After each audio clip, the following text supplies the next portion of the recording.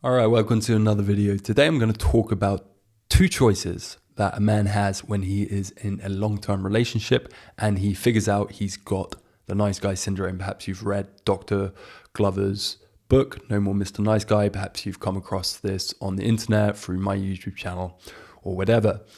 Okay, this can be a little bit shaky once you realize you've got these patterns of people pleasing, self-sabotage, codependency, etc. And like I've been talking about already on this channel, this pattern of codependency, of self-sabotage comes out strongest in intimate relationships, okay? Now, it can be unsettling. But before we dive into those two decisions, two options you have basically, I want you to first backtrack and recollect and try and remember who you were at the beginning of that relationship, okay? What was your lifestyle? What was your life mission, your goals, where you wanted to go in life? Also things like, why did you choose that partner? Okay, what was attractive to this partner? Why did you decide to jump into this relationship? Also, how much prior relationship experience had you before meeting your current partner, okay? But most importantly, when you're backtracking, when you're recollecting, you've got to become aware of the subconscious drivers which brought you to that relationship, all right? Now, for a lot of nice guys, they have this knight in shining armor syndrome, okay? That's the savior role, the savior archetype, and they can be drawn to partners who need fixing. Okay, and this can be in many, many different ways, but it's like them being needed, you being needed was highly attractive. Why? Because you could get validated then. You were needed, okay? And remember, nice guys have very low self-esteem. They've got toxic shame. They don't think highly of themselves. They think they themselves are flawed. And that's why they're always seeking outside of themselves for approval. And no more does that happen than with someone whose life is a mess. All right. And they can step in and be like, oh, look at me. I can be the great heroic knight who's going to rescue this damsel in distress. You know, this archetypal kind of image of romantic relationships is what was sold through Hollywood and children's stories, etc. But this can be highly, highly toxic, disruptive when someone's operating from toxic shame. Another common one is this notion of love bombing, okay? When you get intoxicated by all these love hormones, oxytocin, dopamine, etc. Maybe you have sex very early, which can be, dare I say it, a big force of attraction, of enmeshment, and can make that, enmeshment, that entwining very strong early on, which can then later be harder to break away from, okay?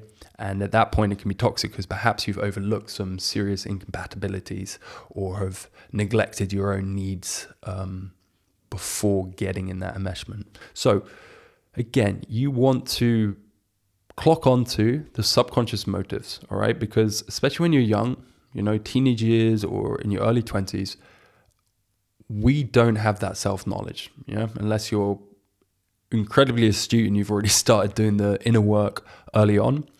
Chances are you're not going to know your kind of unconscious coping mechanisms. So figure it out. Were you playing the savior role? Did you want her to mother you? Was this just purely for sex? Or was there really like a deep, a deeper motive, a life vision? Again, it could be all of these things all together. Now, I want you to also look at who you've become, all right? Who are you now? Whether this has been a 1 month long relationship, 6 months, 12 months, 10 years, all right? How have you grown? How have you gotten to know yourself better? And who has your partner become? Who are they now? Have they been growing? What dynamics, what patterns have been entrenched? What dynamics, patterns have found their groove within your relationship. And when you're reflecting on yourself, you've got to think, okay, who am I compared to who I was back then? Like, what have my values changed? Has my lifestyle changed? Has my mission, my goals, have they changed? And are they still aligned with who my partner is or who my partner has become? Okay. Because I think nowadays we are sold this this big lie about relationships, that like perfect relationships are just the ones which will last forever. Okay. The sad matter of the fact, or the reality of it is, it's like not every long-lasting relationship is necessarily great. You know, there can be a lot of kind of toxic dynamics, codependency, which just fuel a pretty resent-ridden relationship. Nice bit of alliteration there for you. Drawing it back. So have they changed? Have you changed? Are you still aligned? Or are you really growing in different directions? Have either of you actually committed to doing work? You know, maybe you're actually super happy and there are no real significant issues in your relationship. And if that's so, then great. All right, you're doing well for yourself. You're clearly working on yourself, whether you're aware of it or not. Because no relationship is without that necessity of working on ourselves, getting to know our partners, investing in the relationship, etc. And just ultimately, when you're reflecting on the now, it's like, are you committed to doing your inner work, to becoming the best person you can be, to show up in a relationship in healthy ways? And are they? And then you've got to ask yourself, is this the person I want to do the work with? All right, because any serious committed relationship will have that necessity in it. And the big question is this a person I want to do it with? All right, you're always going to encounter that conundrum, and you just have to be forthright in your choice. Okay, so after you've worked out you're a nice guy, you are then confronted with two choices. All right, it is basically, do you stay and continue doing the work or start doing the work, or do you leave and individuate more or find a partner who is more in alignment with you? Now, these are both incredibly tough decisions because both are confronting. All right, you're going to have to do work either way. But let's look into the first option, and that is staying and earnestly doing the work. All right. In order to make that decision, you need to get clarity around that person being the person you truly want to be with. All right, you're in alignment, your core values are in alignment. Okay, and your partner is equally committed to doing that. All right, so you're seeking out coaching, you're joining groups, you're learning about self-help. Okay, you're getting to know your childhood programming and your childhood trauma and all this stuff and how it's playing out and can be affecting your relationship, like attachment styles, etc. So for you as a nice guy, a lot of that is going to come down to the skill of advocating for yourself. All right, being able to ask for your needs met, upholding boundaries, and expressing or owning and expressing your desires. These are all things, core things, which nice guys get wrong in a relationship, and they can be basically what pulls people apart. And I've spoken about that in other videos of mine. So if you are going to decide to stay, make sure you hone in on that skill. You practice that like you're in the gym doing the reps, okay? So it becomes second nature. Whenever there's an issue or conflict or you're unease, you don't bottle it up and let resentment build. You communicate with your partner. And also you communicate it in a way which sets them up for success, right?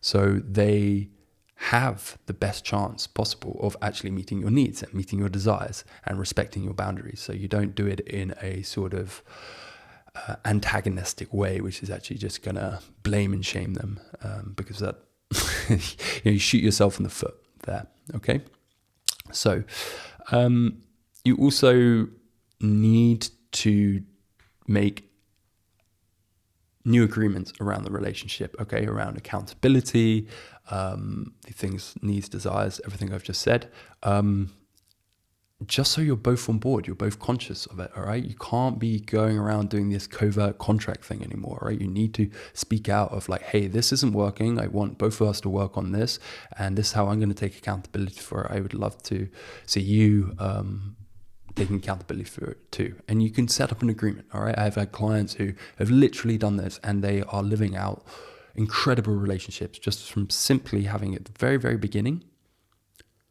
sorted out that agreement. Now, for you watching this video, you probably didn't do that at the beginning of your relationship, and you've encountered difficulties, but you got to think of it like relationship 2.0. All right. And for this, I'm going to draw a line in the sand. And after this, we're going to, relate with each other based off of these agreements.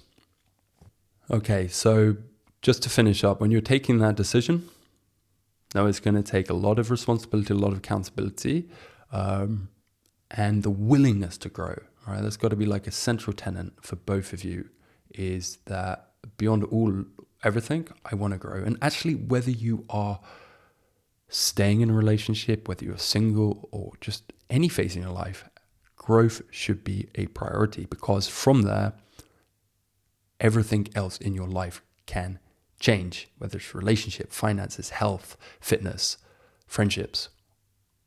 If you are committed to growth, that is going to have a net positive impact on all areas. Right, so what is the other option? Well, you guessed it. It is to square with the fact there are irreconcilable incompatibilities, and that the relationship has entered into a toxic dynamic, which is very hard to uncouple from, okay? And you're going to decide to leave. So a significant play in this is codependency and or attachment style differences. But I'll just say here on the outset that attachment style differences, as disruptive as they can be worked on, okay?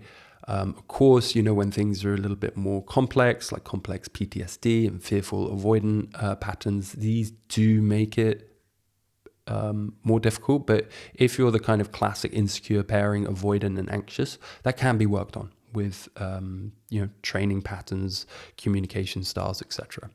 So I'll just leave that aside. But yeah, the big one is codependency. When you're so entrenched in patterns of codependency, and one or both of you aren't willing to uncouple yourself out of that, to grow out of that, this can be a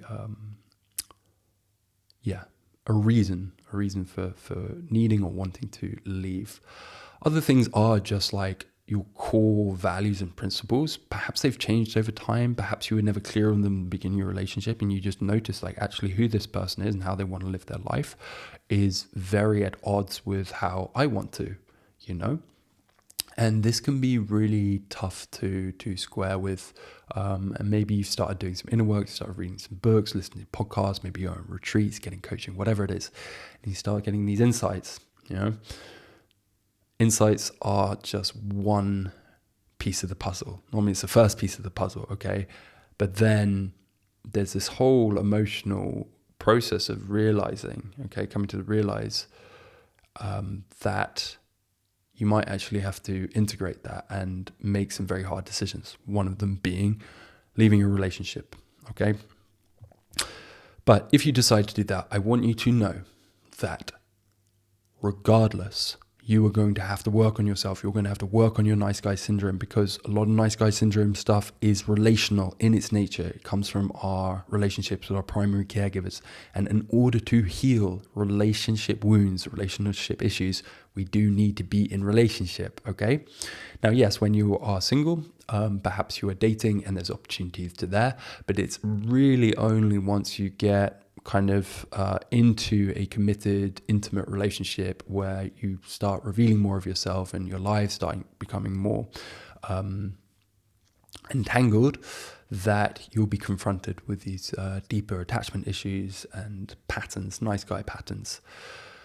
So yes, you can work on it outside of that, whether it's dating or in your workplace or in your friendship groups. I'm a big advocate of that. You need to do that. You need to flex that muscle. But the place where it's going to get triggered the most is in these intimate relationships where our real deepest childhood stuff starts coming up.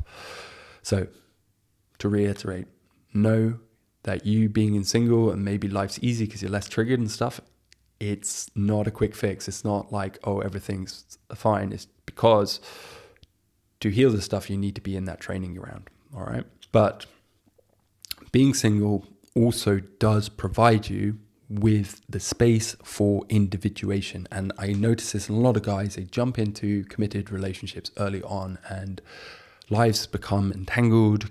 You become committed to each other. You prioritize the relationship a lot. And nice guys with their codependency tend to do that to an extreme, or over-index towards the relationship to their own detriment, where maybe they're not focusing on their friendship group or their health, their family, or their careers, etc., letting relationship chaos basically estrange them from themselves. They don't really get to know what is it they truly want out of life, what is it they truly need in a relationship, all these things. So when you are single, you do have that opportunity to get to know yourself better, all right? You are living life by your books, yeah. And I think that can be really, really important, especially if you do later on want to truly commit to a person, because without building yourself up, without individuating, without gaining that self-knowledge, it's hard to actually love someone and commit to a relationship full-heartedly. Because you can always have a niggling little doubt, or getting frustrated easily with resentment, unmet needs, all of this stuff. So if you are making the choice to leave, really take the opportunity to individuate. And by that, I mean just get to know yourself, all right? Develop a healthy, secure sense of self, a secure identity. Become someone you're happy to be, all right, before you are over self-sacrificing to make a relationship work, all right? You can only make a healthy relationship work when you first have a healthy relationship to yourself. Okay, so there it is. Those are two choices that a man is going to have to make in a relationship when he discovers his nice guy patterns, when he discovers his people-pleasing, his codependency patterns. All right, I hope you've enjoyed the video. If you're new to the channel, please hit subscribe, hit the like button, hit the bell notification icon to stay notified when I'm going to release a new video every Monday evening. All right, thank you.